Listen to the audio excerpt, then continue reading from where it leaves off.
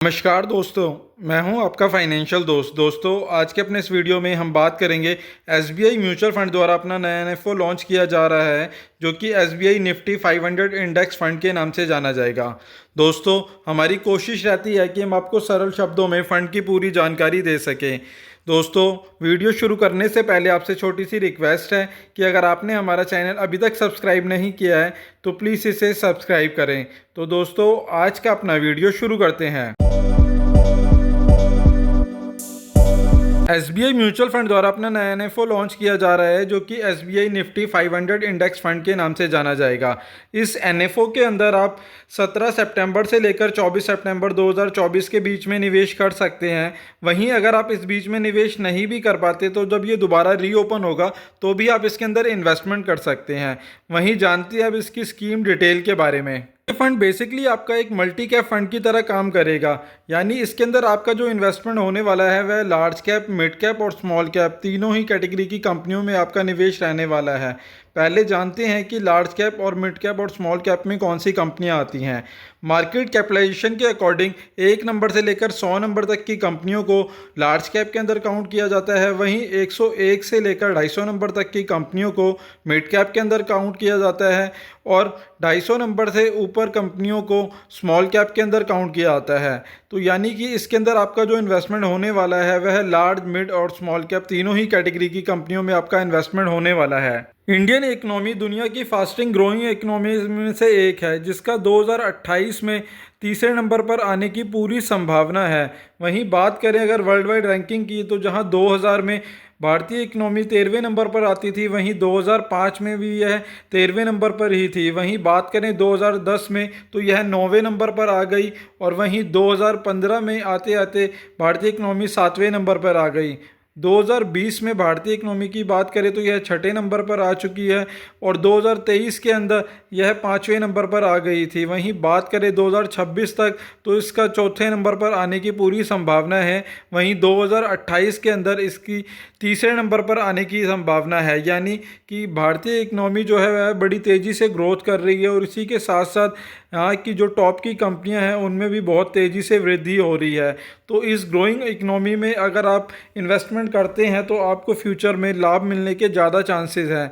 इस वजह से अगर आप मल्टी कैप कैटेगरी की किसी भी फंड में इंडेक्स हो या आपका नॉर्मल एक्टिव फंड हो या पैसिव फंड, किसी में भी अगर आप निवेश करते हैं तो उसके अंदर ग्रोथ होने की बहुत ही बड़ी संभावना है। और यदि हम निफ्टी 500 टोटल रिटर्न इंडेक्स का comparison Nifty 50 total return index से करते हैं तो जहां निफ्टी 500 ने 1 साल के अंदर 38% से ज़्यादा का रिटर्न दिया है, 3 सालों में 25% से ज़्यादा का रिटर्न दिया है, 5 सालों में 24% से ज़्यादा का रिटर्न दिया है, 7 सालों में 20% से ज़्यादा का रिटर्न दिया और 10 सालों में 17% से ज़्यादा का रिटर्न दिया है।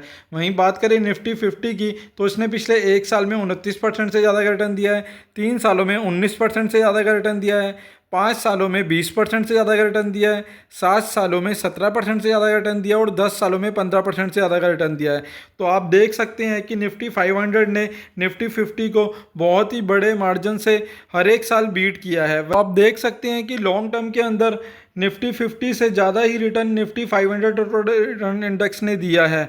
इस हिसाब से इसके अंदर इन्वेस्टमेंट की एक अच्छा ऑप्शन है और लॉन्ग टर्म में ग्रोथ पाने के भी ज़्यादा चांसेस हैं। वहीं बात करें टॉप 10 स्टॉक की 500 इंडेक्स के अंदर तो यहाँ पर वेटेज की बात करें तो एचडीएफसी बैंक की वेटेज 6.51% की है, रिलायंस इंडस्ट्री की वेटेज 5.20% की है, आईसीआई बैंक की वेटेज 4.56% की है, इन्फोसिस की वेटेज 3.59% की है, आईटीसी की वेटेज 2.48% की है, टाटा कंसल्टेंसी की वेटेज 2.37% की है, एलएनटी की वेटेज 2.20% की है, भारतीय एयरटेल की वेटेज 2.17% की है, एक्सिस बैंक की वेटेज 1.75% की है और एसबीआई बैंक की वेटेज की बात करें तो 1.58% की है। बात करें स्कीम डिटेल की तो यह एसबीआई निफ्टी 500 इंडेक्स फंड के नाम से जाना जाएगा। वहीं इस फंड के अंदर आप 17 सितंबर से लेकर 24 सितंबर 2024 के बीच में निवेश कर सकते हैं। वहीं अगर आप इस बीच में निवेश नहीं भी कर पाते तो जब ये दोबारा से रीओपन होगा तो भी आप इसके अंदर निवेश कर सकते हैं। इसके अंदर आप रेगुलर और डायरेक्ट दोनों ही ऑप्शन के थ्रू निवेश कर सकते हैं। वहीं बात करें मिनिमम इन्वेस्टमेंट तो लमसम के केस में आप 5,000 रुपये से निवेश की शुरुआत कर सकते हैं और एसआईपी के केस में आप 1,000 रुपये से निवेश की शुरुआत कर सकते हैं। बात करें बेंचमार्क की तो उसका benchmark Nifty 500 total return index का रहने वाला है। वहीं बात करें फंड मैनेजर की तो उसके फंड मैनेजर मिस्टर विराल रहने वाले हैं। बात करें इस फंड पर लगने वाले एग्जिट लोड की तो यदि आप अपने पैसे को 15 दिन से पहले विड्रॉ करते हैं तो उसके ऊपर 0.25% का एग्जिट लोड लगेगा और यदि आप 15 दिन के बाद विड्रॉ करते हैं तो उस पर किसी प्रकार का कोई एग्जिट लोड नहीं है।